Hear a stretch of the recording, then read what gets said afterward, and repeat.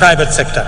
I am glad to welcome to this gathering the delegation that has been holding Africa private sector discussions in Nairobi, led by my brother, the President of Comoros, His Excellency Azali Assoumani, and one of the most foremost champions of the Africa Continental Free Trade Area. It is also gratifying to note that the champion, the former president of Niger, is right in our midst. It's also gratifying to note that 11 trade ministers are here today from different countries in our continent. I wish to recognize the following delegations led by the ACFTA Secretariat. Delegation from Comoro, are they here? Wasimame? The delegation from Comoro, thank you very much. The delegation from Niger, thank you very much. Delegation from Central African Republic, the delegation from Chad, thank you very much, they are there. The delegation from Namibia, the delegation from Djibouti, the delegation from Côte d'Ivoire, the delegation from Nigeria, the delegation from Botswana, the delegation from Ghana, and the delegation from Burkina Faso. A significant portion of household budgets, as we all know, goes to food, a major component of the cost of living. Understandably, there has been animated engagement on this subject after a prolonged drought which pushed the entire Horn of Africa region to the brink of famine. Widespread shortages of staple foods have driven food prices beyond the ability of many households to afford them. Enhancing food production is an intervention with multiple fundamental implications.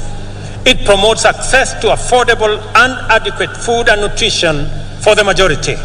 It also increases food supply, lowers prices, and thus reduces the cost of living. Moreover, subsidizing food production increases jobs and productivity in the country's biggest employer, the agricultural sector. In keeping with our commitment in this critical sector, we have registered 5 million farmers nationwide.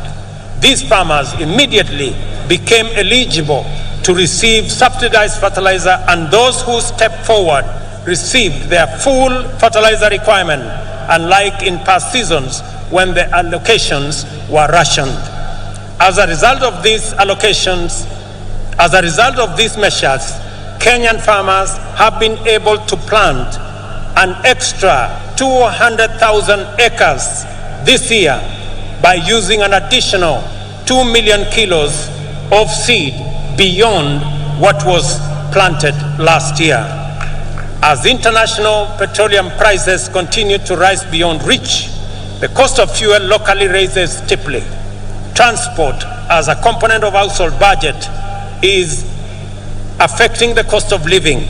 We have to liberate Kenyans from the reliance on transport that depends on petroleum. For this reason, we are rolling out an electric vehicle public transport system which will bring down the cost of transport significantly. Our Boda industry is about to experience inclusive transformation through the introduction of more efficient, affordable, and clean motor vehicles. With this intervention, owning and operating a Boda will become affordable, secure, and profitable. I am eager that this information reaches the seconder of my presidential nomination, Mr. Calvin Ochieng, who operates in Kilimani, so that he can escalate his hustle to the next level. I have some good news for my Boda friends. When I went around the country, they stepped forward and they told me they are victims of an exploitative financing system.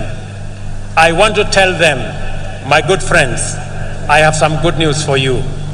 We are developing, and by September this year, we will have a mechanism where you can get your Boda that does not need petrol, that will be run on electricity, one that is financed by not a predatory system, but one that respects the interests of those who purchase the borders.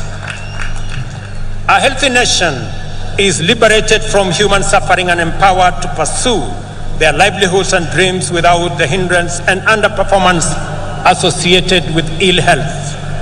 A healthy nation is a happy nation. Freedom from disease is therefore a primary plank of our agenda to perfect self-government.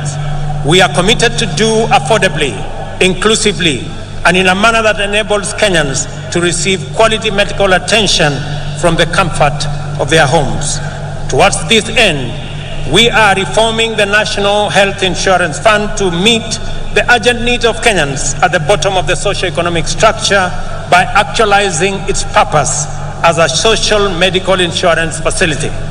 Secondly, we have committed to deliver universal health coverage that enables every Kenyan attain dignified health care at the minimum cost of subscription fee. Thirdly, we have collaborated with county governments, whom we support wholeheartedly, and I want to commend all county governments for the exemplary work they are doing around health as a devolved function. We have collaborating with the county governments to recruit community health workers, promoters throughout the country. 100,000 of them will be recruited under this program, and this number